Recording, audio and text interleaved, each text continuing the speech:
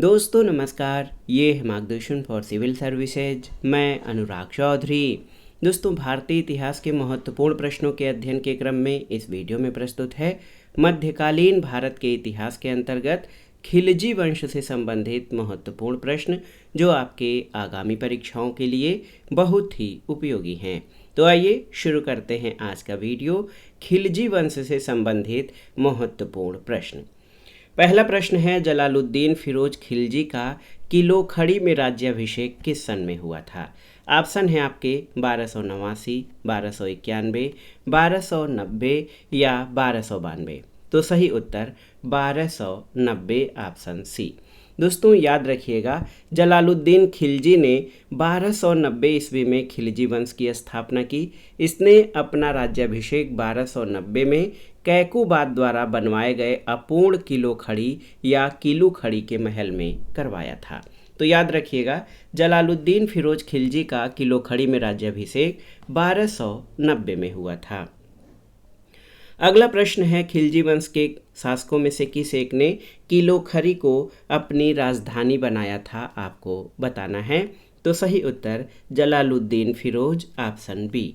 दोस्तों, जलालुद्दीन फिरोज खिलजी खिलजी वंश का संस्थापक था। उसने अपना जीवन एक सैनिक के रूप में प्रारंभ किया और अपनी योग्यता के बल पर सर ए जहांदार शाही अंगरक्षक का पद प्राप्त किया और बाद में समाना का सूबेदार बना। कैकुबाद ने उसे आरी जे मुमालिक के पद पर नियुक्त किया। जून 1290 को जलालुद्दीन फिरोज खिलजी 70 वर्ष की उम्र में शाइस्ता खान की उपाधि के साथ सिंहासन पर बैठा। उसने किलो खड़ी को अपनी राजधानी बनाया और जलालुद्दीन ने शासन की एक नए प्रकार की संकल्पना प्रस्तुत की, जो मुख्यतः सभी समुदायों के लोगों की सद्भावना और समर्थन पर आधारित था। अगला प्रश्न है, निम्नलिखित घटनाओं को कालानुक्रम व्यवस्थित कीजिए और नीचे दिए गए कूट का प्रयोग करके सही उत्तर का चयन करिए। इसमें है तैमूर का आक्रमण, सांकेतिक मुद्रा का प्रचलन, बाजार नियंत्रण नीति और मलिक छज्जू का विद्रोह। तो सही क्रम हो जाएगा मलिक छज्जू का विद्रोह, उसके बाद बाजार नियंत्रण नीति, फिर सांकेतिक मुद्रा का प्रचलन और तैमूर का आक्रमण। 4 3 2 1, ऑप्शन सी आपका सही उत्तर है। दोस्तों, भारत पर तैमूर लंग का आक्रमण तुगलक शासक नसीरुद्दीन महमूद 1394 से 1412 के काल में 1398 में हुआ था। सांकेतिक मुद्रा का प्रचलन 1329-30 में मोहम्मद बिन तुगलक द्वारा किया गया। बाजार नियंत्रण की नीति अलाउद्दीन खिलजी ने 1296 में अपनाया था, जिसकी विस्तृत जानकारी बरनी की तारीख फिरोजशाही में मिलती है। मलिक जलालुद्दीन खिलजी के समय 1290 में कड़ा मानिकपुर के सूबेदार मलिक छज्जू द्वारा विद्रोह किया गया था।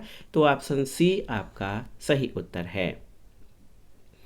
अगला प्रश्न है, किस शासक ने विचार दिया कि राज्य वास्तव में एक इस्लामी राज्य नहीं हो सकता है? तो सही उत्तर जलालुद्दीन खिलजी। दोस्तों, जलालुद्दीन खिलजी दिल्ली सल्तनत का पहला शासक था जिसने अपने स्पष्ट विचार को आगे रखा कि राज्य शासित स्वैच्छिक समर्थन पर आधारित होना चाहिए। भारत में बड़ी संख्या में लोग हिंदू थे। भारत में राज्य वास्तव में इस्लामी राज्य नहीं हो सकता, जलालुद्दीन खिलजी का कहना था। अगला प्रश्न है, वह सुल्तान जो अधिराजत्व में विश्वास करता था न कि प्रभुसत्ता पर? तो सही उत्तर है अलाउद्दीन खिलजी। अलाउद्दीन खिलजी अधिराजत्व या डोमिनियन में विश्वास करता था, न कि प्रभुसत्ता में। उसने दक्षिणी भारत के प्रदेशों को साम्राज्य में विलीन किए बिना ही साम्राज्य का विस्तार किया और दक्षिण में अप्रत्यक्ष नियंत्रण की नीति अपनाई। अगला प्रश्न है, किस सुल्तान ने द्वितीय सिकंदर की उपाधि धारण की थी? आपको बताना है। बहुत ही महत्वपूर्ण प्रश्न है। तो सही उत्तर अलाउद्दीन खिलजी ने।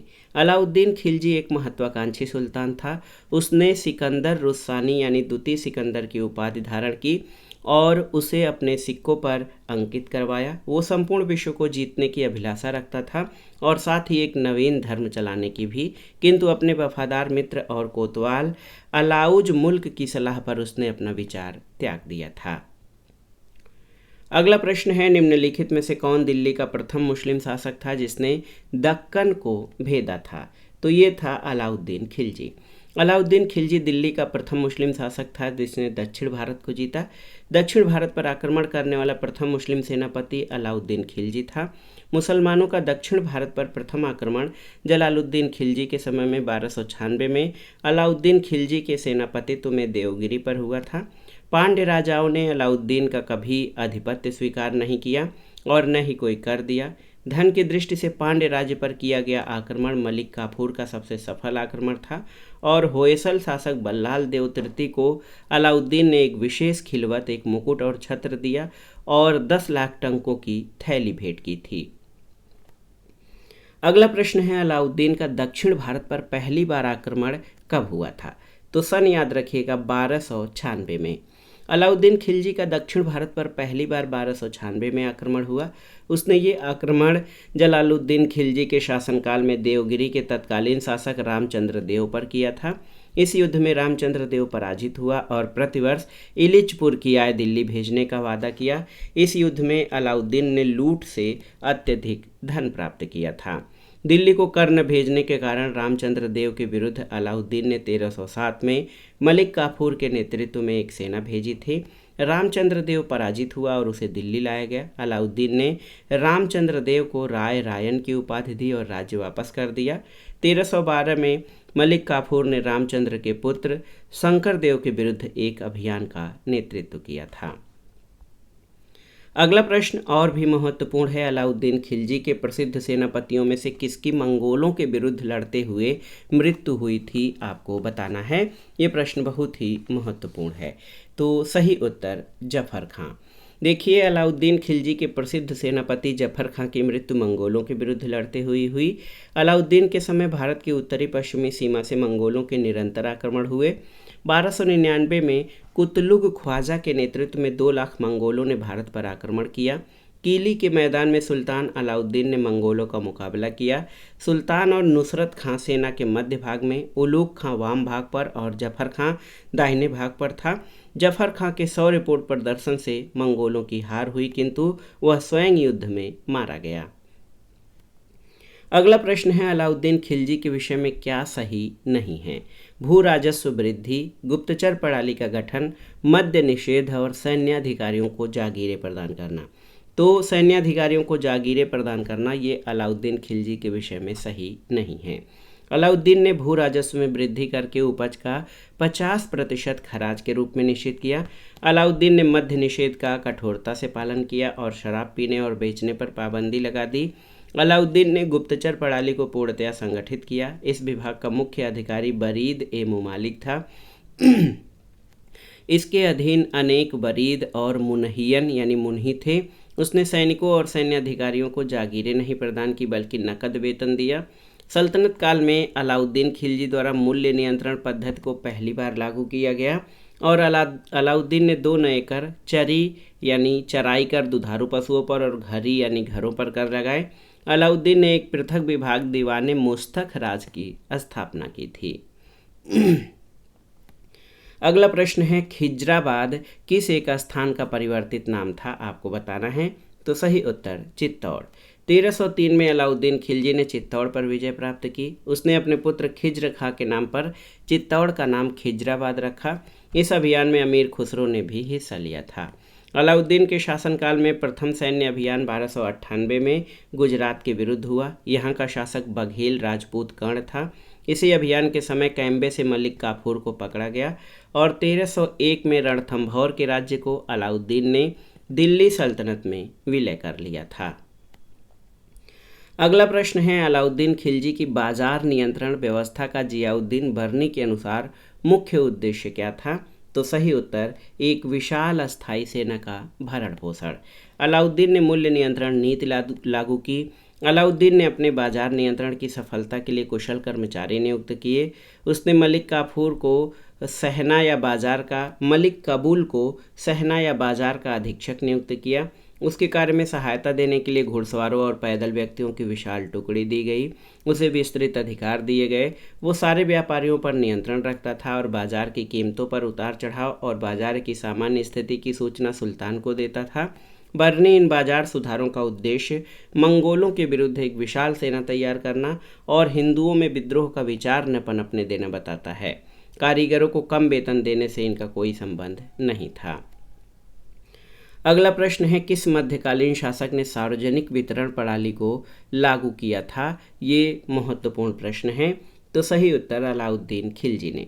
अलाउद्दीन को आर्थिक सुधारों की आवश्यकता इसलिए अधिक महसूस हुई क्योंकि उसे अपने साम्राज्य के विस्तार की महत्वाकांक्षा की पूर्ति के लिए और निरंतर हो रहे मंगोल आक्रमणों के कारण एक विशाल सेना की आवश्यकता थी।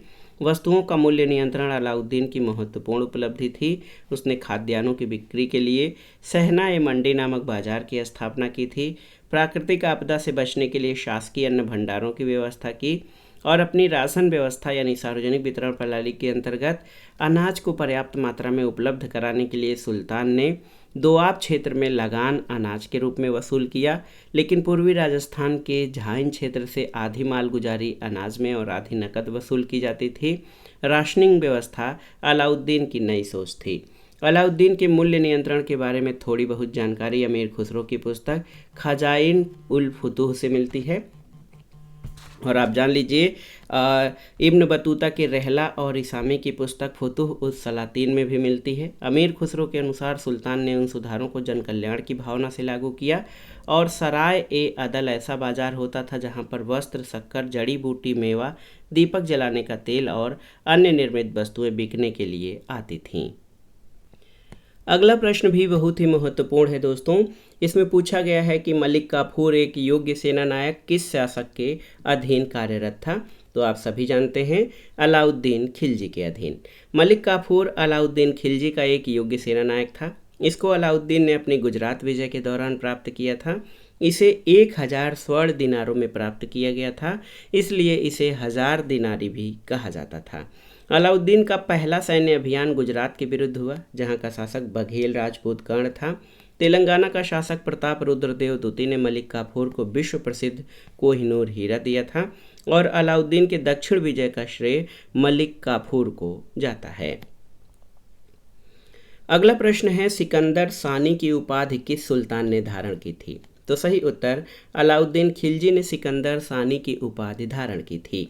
दोस्तों, अन्य उपाधियों में सिकंदर द्वितीय, सिक्कों और सार्वजनिक प्रार्थनाओं में सिकंदर द्वितीय उसको कहा जाता था।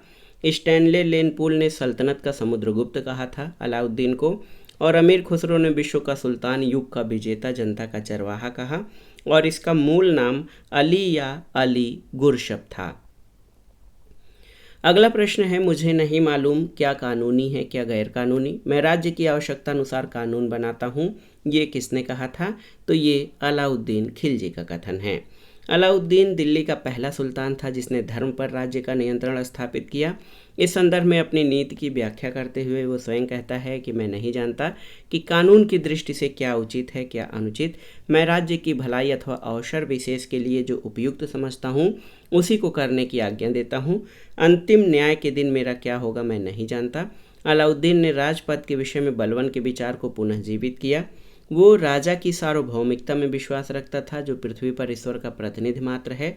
उसने अपने शक्ति की वृद्धि के विषय में खलीफा की अनुमति लेना आवश्यक नहीं समझा, इसलिए उसने खलीफा से अपने पद की मान्यता प्राप्त करने के संबंध में कोई याचना नहीं की। उसने अपने आप को यामिन उल खिलाफत नासरी अमीर उल मुमनिन बताया। इस प्रकार अलाउद्दीन दिल्ली का पहला सुल्तान था जिसने धर्म को राजनीति में हस्तक्षेप नहीं करने दिया। अलाउद्दीन उलेमा वर्ग के प्रभाव से मुक्त रहा था। अगला प्रश्न है, निम्नलिखित में से कौन अधिकारी अलाउद्दीन खिलजी के बाजार नियंत्रण से संबंधित नहीं था? ऑप्शन है आपके दीवाने रियासत, वरीद ए मंडी, शहना ए मंडी या दरोगा ए मंडी। तो सही उत्तर दरोगा ए मंडी ये बाजार नियंत्रण से संबंधित नहीं था। दरोगा ए मंडी नामक अधिकारी अलाउद्दीन खिलजी के बाजार नियंत्रण से संबंधित नहीं था। बाजार की देखभाल का कार्य दीवाने रियासत को सौंपा गया। उसके अधीन शहना ए मंडी यानी बाजार का अधीक्षक और बरीद यानी गुप्तचर अधिकारी की नियुक्ति की गई। सराय ए अदल यानी न्याय का स्थान वास्तव में निर्मित वस्तुओं तथा बाहर के प्रदेशों, अधीनस्थ राज्यों तथा विदेशों से आने वाले माल का बाजार था। वास्तव में ये सरकारी धन से सहायता प्राप्त बाजार था। कपड़ा, शक्कर, जड़ी बूटियां, मेवा और दीपक जलाने का तेल यहाँ बिकने वाली प्रमुख वस्तुएं थीं। अलाउद्दीन ने उपज का 50% भूमि कर यानी खराज के रूप में निश्चित किया और राजस्व के अतिरिक्त अलाउद्दीन ने आवास कर यानी घर कर तथा चराई कर दुधारू पशुओं पर भी लगाया था। अगला है, निम्नलिखित सुल्तानों में से किसने नकद वेतन के बदले एकता का आवंटन बंद कर दिया था? तो सही उत्तर अलाउद्दीन खिलजी ने। अलाउद्दीन ने सेना को नकद वेतन दिया और एकता प्रथा को बंद करवा दिया। उसने अपने शासनकाल में उन सभी व्यक्तियों से भूमि छीन ली जिन्हें वह मिल्क यानी राज्य द्वारा प्रदत्त संपत्ति, इनाम, इंदरात, पेंशन तथा वक्फ यानी धर्मार्थ प्राप्त हुई भूमि आदि के रूप में प्राप्त हुई थी। फलतः खालसा भूमि अधिक पैमाने पर विकसित हुई। अगला प्रश्न है, किस दिल्ली सुल्तान ने घोड़ों को दागने की प्रथा आरंभ की थी? तो सही उत्तर अलाउद्दीन खिलजी ने, ऑप्शन सी। दिल्ली के सुल्तानों में अलाउद्दीन प्रथम सुल्तान था जिसने केंद्र में एक शक्तिशाली अस्थायी सेना की स्थापना की। उसने घोड़ों को दागने की प्रथा प्रारंभ की और सैनिकों का हुलिया लिखने की प्रथा भी प्रारंभ की। सैनिकों को नकद वेतन देने की प्रथा की शुरुआत करने वाला प्रथम सुल्तान अलाउद्दीन खिलजी था। अलाउद्दीन के समय सेना की भर्ती आरिज मुमालिक द्वारा की जाने लगी और जक़ात केवल मुसलमानों से लिया जाने वाला धार्मिक कर था। ये संपत्ति का 2.5% था। अगला प्रश्न है, अलाउद्दीन खिलजी की विजयों को तिथि क्रम के अनुसार व्यवस्थित कीजिए। यहाँ पर आप देख सकते हैं रणथंभौर, गुजरात, चित्तौड़ और तेलंगाना। तो सबसे पहले गुजरात विजय, फिर रणथंभौर, उसके बाद चित्तौड़, फिर तेलंगाना। अलाउद्दीन खिलजी की विजयों का तिथि क्रमानुसार विवरण जो है, गुजरात सबसे पहले यानी 2, फिर रणथंभौर, उसके बाद चित्तौड़, फिर तेलंगाना।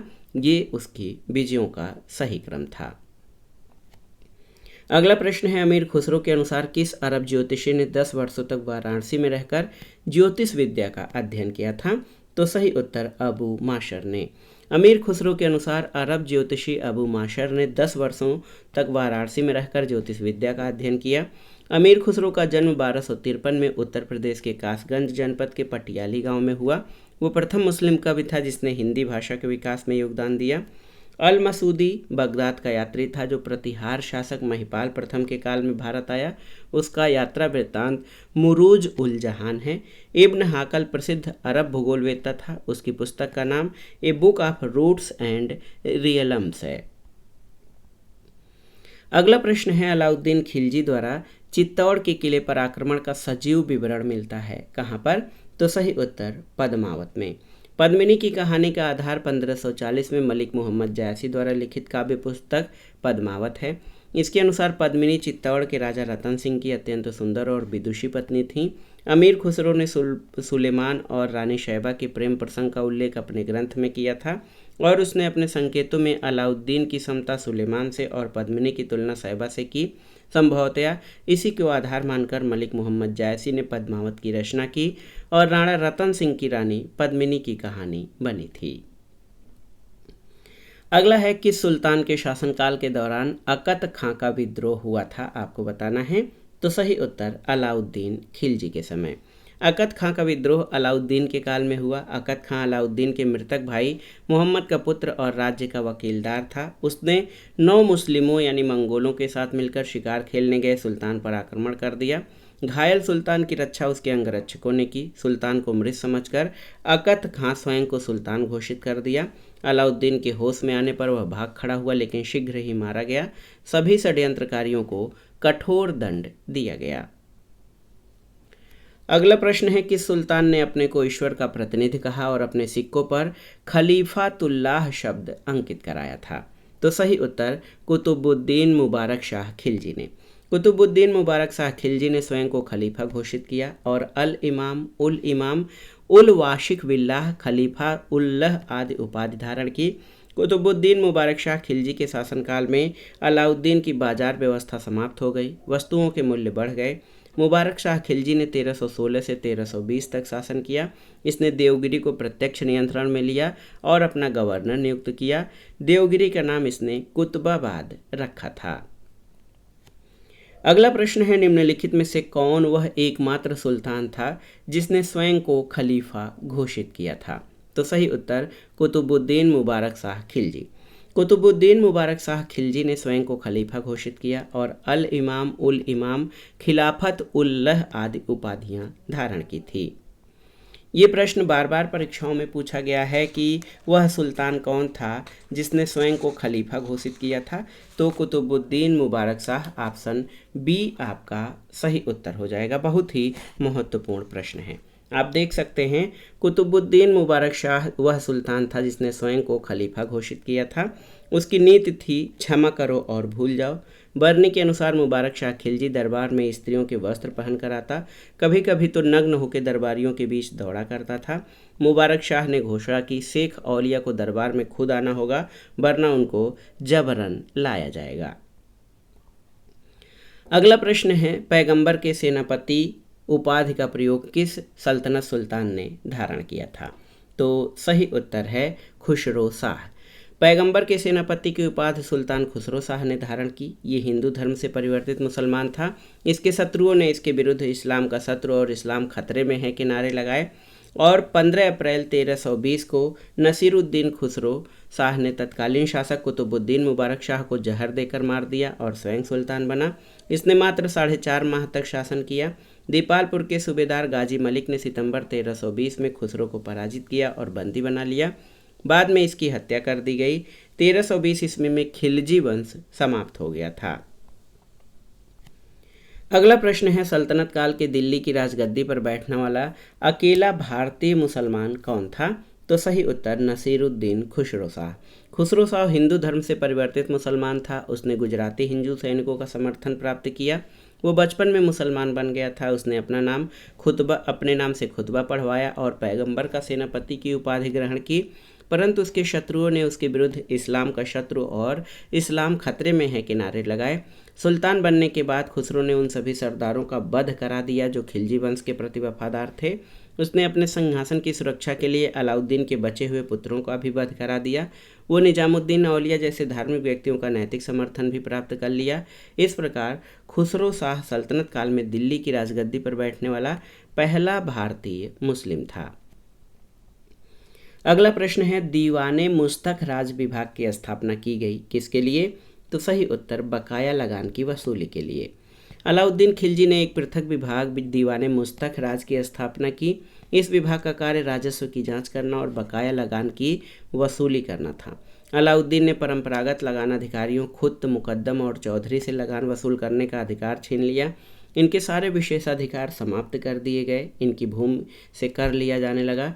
उसने मिल्क और वक्फ भूमि अनुदान को भी वापस ले लिया, जिससे खालसा भूमि अधिक पैमाने पर विकसित हुई। इसने भूमि की पैमाइश कराकर भूमि की वास्तविक आय पर राजस्व निर्धारित किया था। अगला प्रश्न है दोस्तों, यहाँ पर देखिए, दिल्ली सल्तनत में खराज क्या था आपको बताना है। तो सही उत्तर हिंदू जमींदारों से एकत्रित भूमि कर को खराज कहा जाता था दिल्ली सल्तनत काल में। अगला है, अलाउद्दीन खिलजी के बाजार नियंत्रण के बारे में विस्तृत जानकारी का प्रमुख स्रोत क्या है। तो सही उत्तर तारीख फिरोजशाही। अलाउद्दीन खिलजी के बाजार नियंत्रण पद्धति के बारे में विस्तृत जानकारी का मुख्य स्रोत बरनी के तारीख फिरोजशाही में मिलता है। बरनी के अनुसार यदि उतनी बड़ी सेना को साधारण वेतन भी दिया जाता तो राज्य का खजाना 5 या 6 वर्ष में समाप्त हो जाता। इसलिए अलाउद्दीन ने सेना के खर्च में कमी करने के लिए सैनिकों के वेतन में कमी की, परंतु उसके सैनिक सुविधापूर्वक रह सकें इसके लिए उसने वस्तुओं के मूल्य निश्चित किए, उनकी दरें कम की। अलाउद्दीन ने केंद्र में बड़ी सेना रखी, उसे नकद वेतन दिया। अलाउद्दीन ने राशनिंग व्यवस्था भी लागू की और इसने बाजार व्यवस्था से संबंधित परवाना नवीस या परमिट देने वाले अधिकारी की नियुक्ति की थी। अगला प्रश्न है, अलाउद्दीन खिलजी द्वारा प्रचलित बाजार व्यवस्था या बाजार नियंत्रण व्यवस्था का संचालन किस विभाग के नियंत्रण अधीन था। तो सही उत्तर दीवाने रियासत के। अलाउद्दीन खिलजी द्वारा प्रचलित बाजार नियंत्रण व्यवस्था का संचालन दीवाने रियासत विभाग के अधीन था। ये शहर के बाजारों पर नियंत्रण रखता था, माप तौल का निरीक्षण करता था। दीवाने इंशा शाही पत्र व्यवहार का मंत्रालय था जिसका संचालन दबीर नामक सचिव करते थे। दीवाने रिसालत विदेश विभाग था, इसका कार्य विदेश वार्ता और कूटनीतिक संबंधों की देखभाल करना था। और दीवाने अर्ज सैन्य विभाग था, इसका सर्वोच्च अधिकारी आरिज ए मुमालिक कहलाता था। अगला प्रश्न है, अमीर खुसरो बरनी से कितने वर्ष बड़े थे आपको बताना है। तो सही उत्तर आपका हो जाएगा 32 साल। अमीर खुसरो का जन्म पटियाली उत्तर प्रदेश के कासगंज जिले में 1253 में हुआ था, जबकि जियाउद्दीन बर्नी का जन्म 1285 में हुआ था। अमीर खुसरो जियाउद्दीन बर्नी से 32 वर्ष बड़े थे। अमीर खुसरो शेख निजामुद्दीन औलिया के शिष्य थे। औलिया ने इन्हें तुर्कल्लाह की उपाधि धारण दी थी। बर्नी ने फारसी भाषा में तारीख़ फिरोजशाही नामक पुस्तक लिखी थी। अगला प्रश्न है, अमीर खुसरो का मूल नाम क्या था, आपको बताना है। तो सही उत्तर अबुल हसन। अबुल हसन यामिनुद्दीन खुसरो, जिसे प्राय अमीर खुसरो के नाम से जाना जाता है, इसका जन्म 1253 में उत्तर प्रदेश के वर्तमान कासगंज जिले के पटियाली नामक गांव में हुआ था। खुसरो ने स्वयं को तोता-ए हिंद या तूती-ए हिंद कहा है। अगला है, वह कौन सा प्रथम मुस्लिम लेखक था जिसने अपनी रचनाओं में हिंदी के शब्द और भारतीय काव्य की कल्पनाओं और विषयों का प्रयोग किया। तो सही उत्तर अमीर खुसरो। अमीर खुसरो ने हिंदी और फारसी दोनों भाषाओं में रचनाएं की। वो प्रथम मुस्लिम लेखक था जिसने अपनी फारसी रचनाओं में भारतीय मुहावरों और प्रचलित शब्दों का प्रयोग कर उसे भारतीय पर्यावरण के अनुकूल ढालने का प्रयास किया। अकबरनामा अबुल फजल द्वारा 7 वर्ष में लिखी गई। ये पुस्तक 3 जिल्द में बटी है। इसकी आखिरी जिल्द आईने अकबरी है। मुंतखब उल तवारीख अब्दुल कादिर बदायूनी द्वारा अकबर के शासनकाल में लिखी गई हिंदुस्तान का आम इतिहास है। फिरदौसी फारसी भाषा के कवि थे। इन्होंने शाहनामा की रचना की थी। अगला प्रश्न है, तुगलकनामा का रचयिता कौन था, आपको बताना है। तो उत्तर है अमीर खुसरो। तुगलकनामा का रचयिता अमीर खुसरो था। इनका जन्म 1253 में उत्तर प्रदेश के कासगंज जिले में हुआ था। अमीर खुसरो को 6 सुल्तानों के अंतर्गत सेवा करने का मौका मिला। सुल्तान बलवन के समय में अपने जीवन का आरंभ किया और सुल्तान कैकूबाद जलालुद्दीन खिलजी, अलाउद्दीन खिलजी, मुबारक शाह खिलजी और गियासुद्दीन तुगलक का संरक्षण प्राप्त किया। मंगोलों के साथ एक युद्ध में इसे बंदी बना लिया गया था। किसी तरह से भागकर बलवन के दरबार से संबद्ध हो गया। इसकी प्रसिद्ध रचनाएं किरान उस सादैन, मिफ्ताह उल फुतूह, खजाइन उल फुतूह, आशिका, नूह सिपहर, तुगलकनामा और एजाज ए खुसरवी प्रमुख रचनाएं हैं अमीर खुसरो की। तो दोस्तों, ये था आज का वीडियो। मध्यकालीन भारत के इतिहास के अंतर्गत खिलजी वंश से संबंधित महत्वपूर्ण प्रश्नों का संकलन। अगले वीडियो में हम तुगलक वंश से संबंधित महत्वपूर्ण प्रश्नों को देखेंगे, जो आपके परीक्षाओं के लिए बहुत ही उपयोगी होगा। तो वीडियो को लाइक करें, शेयर करें और इस चैनल मार्गदर्शन फॉर सिविल सर्विसेज से जुड़े रहें। आगे के वीडियो के लिए हमसे संपर्क में रहें। हम आगे और भी ज्ञानवर्धक वीडियो आपके लिए प्रस्तुत करेंगे। ये वीडियो आपको कैसा लगा हमें कमेंट बॉक्स में ज़रूर बताइएगा। वीडियो को लाइक करें, शेयर करें और इस चैनल मार्गदर्शन फॉर सिविल सर्विसेज को सब्सक्राइब करें। वीडियो देखने के लिए धन्यवाद। नमस्कार।